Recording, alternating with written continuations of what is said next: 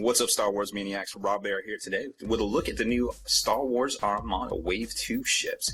And of course, we have the Imperial Star Destroyer, which you can tell is quite a ginormous, and the Imperial Raider itself, not quite as big as the X-Wing version of it, but it's still pretty cool as the Imperials get a Corvette.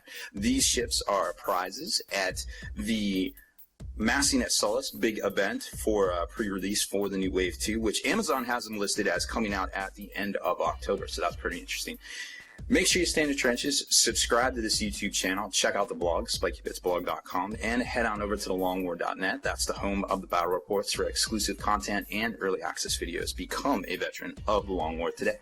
So obviously these ships, if you're an Imperial player, and it seems like almost everybody that plays Armada is at least, these are highly anticipated, and the amount of, basically, they're game changers. All the big ships are kicking the game up to 400 points, and this ship right here is just, I mean, it's just, you knew it was going to be big, but when you see it in the box here, you're just like, mind blown. So we're going to take a closer look at this one real quick, and also the Imperial Raider. We're going to do the Rebel ships as well. We got the new Moncal Cruiser and the MC-80, and also the Scum and Villainy, which is really interesting because you have to play with that as well if you make it to the final rounds in the Massing at Sullust event. Alright, so we're going to take a closer look at first the Imperial Class Star Destroyer, which comes with its little upgrade pack thing right here where you get, you know, all the new tokens. You get the special new Contain token, which is really interesting, and a couple of braces, a couple of redirects, and a brace, and an evade as well. It's really interesting. So we're going to get into that now. Obviously, there's no, I didn't really notice any duplicated cards in here. Let's take a look at the ship itself real quick, because these two variants, I'm sure we'll see a lot of play here in the near future for a lot of different events and things like that. So you got the Imperial Class 1, which looks to be on top of a Coruscant right there, and the Imperial Class 2 also doing some stuff. The difference between them is about 10 points, give or take. Now, we're looking at range 3 here with 2 clicks on the yaw up at the maneuver stick, up at 3 right there. They both have pretty much the same command actions, the same command, squadron, and engineering points. Different values on their damage output, however. That looks like the 2 has 4 blues, 4 red, and of course the 1 has a mix of dice at different ranges.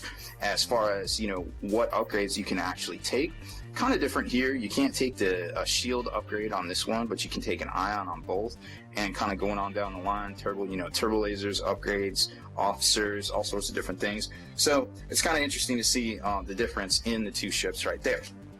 As far as upgrade cards go, we got the man himself, the Dark Lord of the Sith, Darth Vader, and Captain Nita, who, eventually doesn't make it, Wing Commander, Engineering Captain, which is really interesting. I kind of like that guy. Tactical Expert, little Bothan love right there. Let's get you some, make sure everybody can see these things. And then moving on, we got Support Officer, which is really interesting, Ruthless Strategist, and Redundant Shields. Now, there's a few more cards here, and we'll get to that in a second. So, going on down the line here, you can definitely take a quick look at these guys. I think Engineering Captain's pretty neat with his ability.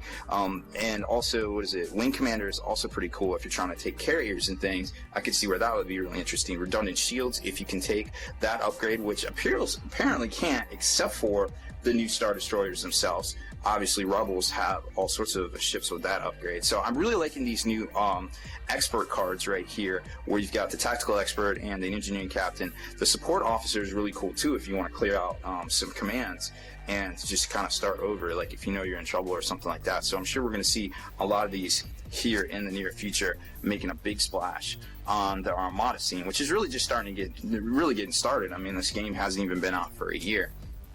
Some more upgrade cards. You got the Tractor Beam, Boosted Comms, which I think is really interesting. Slave Turrets, kind of like extended armaments, but more in the front. Heavy Turbo Laser Turrets, the Ion Cannon, which I think is pretty cool. And then 3 titles for your Imperial Class Star Destroyer itself. Now let's kind of hit those real quick. I like the Ion Cannon one right here. As you can see, you can basically get them to discard their defense tokens, which is really, really cool to do. The Tractor Beams are kind of cool because you can reach out and start slowing down some of them Speed 4 Corvettes and those Speed 3 assault cruisers on the Rebel side, which is kind of stupid annoying when they're flying around circles around you. I like the Avenger because it's basically got that built-in mechanism with the overload pulse. Devastator's pretty cool. because you can, if you want to throw away some of your defense tokens and go more offense, you have that ability. I'm not sure how wise that is. I do like heavy turbo laser turrets as well to get rid of some of those braces. So really interesting options here for the Imperial Star Destroyer, and I'm sure we're going to see a whole bunch of new builds. I mean, there's stuff out there right now that probably you won't be able to take in 400-point games here in the near future, but when these things come out. And here's a look at the ship itself. As you can tell, it is quite ginormous. It is definitely bigger than my hand, which there isn't many things in this hobby that are as big as my hand. So there it is. Definitely can do some cool modding and airbrushing here. Just some ion engine glow kind of thing right there. It is. I knew it was going to be big, but I don't think I have room to store this thing, to be honest. And I think some of y'all out there with those plastic different cases and things are going to have a hard time with it as well. I'm definitely going to have to go back to the drawing board and figure that one out. Now here he is on his stand, which is also quite ginormous as well.